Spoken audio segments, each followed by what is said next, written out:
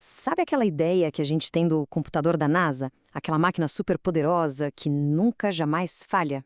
Bom, a verdade é bem mais interessante e, acredite, muito mais familiar do que parece. Vamos descobrir o que acontece quando a tecnologia que usamos todo dia vai parar num lugar onde o suporte técnico está a algumas centenas de milhares de quilômetros de distância. Imagina só a cena, uma cápsula a caminho da Lua e, de repente, tela de erro. Um sistema considerado crítico simplesmente para. Parece roteiro de filme, mas foi exatamente isso que a tripulação da Artemis 2 relatou. E a causa desse problema todo é ao mesmo tempo surpreendente e algo que qualquer um já deve ter passado. Então, tudo começa com um relatório oficial. Durante aquela missão de 10 dias da Artemis 2, dando a volta na Lua, os astronautas registraram uma falha. E claro, no espaço, qualquer coisinha fora do normal é levada muito a sério. Uma investigação começou na hora para entender o que exatamente tinha acontecido. O alerta da tripulação foi bem claro. Um software que eles usavam para as operações do dia a dia simplesmente travou. E num ambiente onde não existe margem para erro, onde cada detalhe impacta a segurança, uma falha de software é sim um problemão. E é aqui que a história começa a ficar boa. Para a gente entender o que falhou, a gente precisa olhar para uma peça de tecnologia que é até comum a bordo: o laptop do astronauta. Sim, é isso mesmo. Eles usam laptops bem parecidos com os nossos. Exatamente. Laptops de marcas que todo mundo conhece, rodando Windows. A grande diferença é o que eles chamam de blindagem. É basicamente um reforço para proteger os circuitos da radiação solar, que no espaço é constante e muito forte. Sem essa proteção extra, os componentes eletrônicos não durariam quase nada. Mas é muito importante entender o seguinte: esses laptops não controlam a nave, de jeito nenhum. Eles são, na verdade, as ferramentas de escritório do astronauta.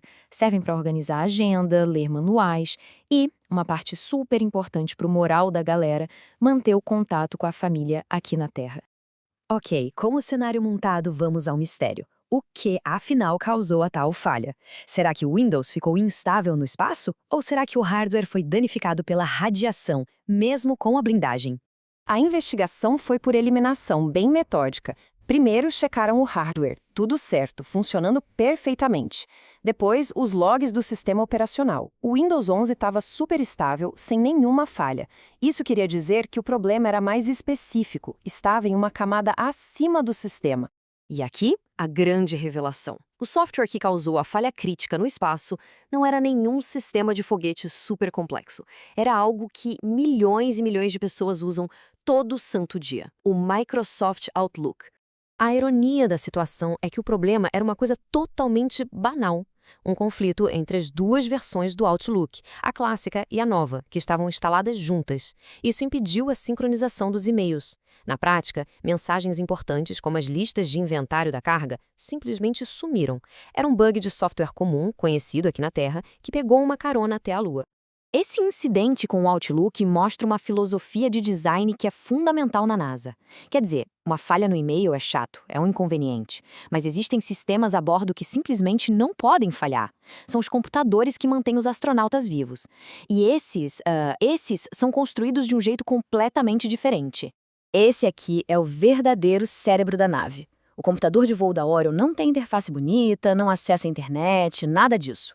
Ele tem uma e apenas uma missão: garantir a sobrevivência da tripulação, controlando o suporte à vida e a navegação. Uma falha aqui seria catastrófica. E para ter essa confiabilidade toda, a abordagem é um minimalismo radical. Olha só esse número: 256 megabytes de RAM. Sim, megabytes. É o que um computador normal tinha lá em 2001. E por quê? Simples. No espaço, complexidade gera risco. Um sistema mais simples, com menos linhas de código, tem menos pontos onde algo pode dar errado. Ele faz uma coisa só, mas faz essa coisa de forma perfeita e previsível, o que é essencial.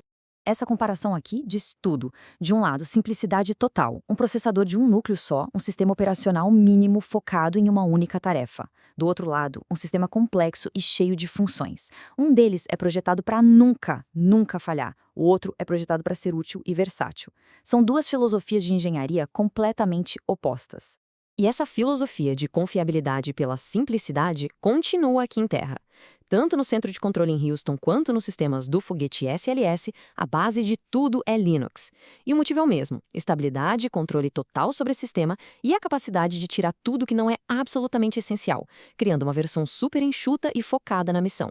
Então, no final das contas, o que a gente aprende com tudo isso? A grande lição é que não existe o computador da NASA. O que existe é um ecossistema de computadores onde cada um é a ferramenta certa para uma tarefa muito, mas muito específica. E aqui a gente vê o cenário completo. Tem o VxWorks, super confiável para sobrevivência, tem o Windows, que é familiar para produtividade, o Linux, robusto e customizado para o controle em terra, e até iPads para tarefas rápidas como checar listas. Cada sistema tem o seu lugar, da tarefa mais crítica até a mais cotidiana. Então, aquele mito do computador único, onipotente da NASA, já era. A realidade é bem mais legal. É uma rede de ferramentas especializadas. A simplicidade radical fica para as tarefas de vida ou morte. E a tecnologia familiar e complexa é usada onde a conveniência é mais importante que a perfeição absoluta. Isso tudo deixa uma reflexão, né? A história do bug do Outlook no espaço, quando a gente compara com aquele computador de voo de 256 megabytes, faz a gente pensar na tecnologia que nos cerca. Será que nessa busca por sempre mais e mais funções, a gente não está esquecendo o valor da simplicidade e da confiabilidade? Fica aí a pergunta.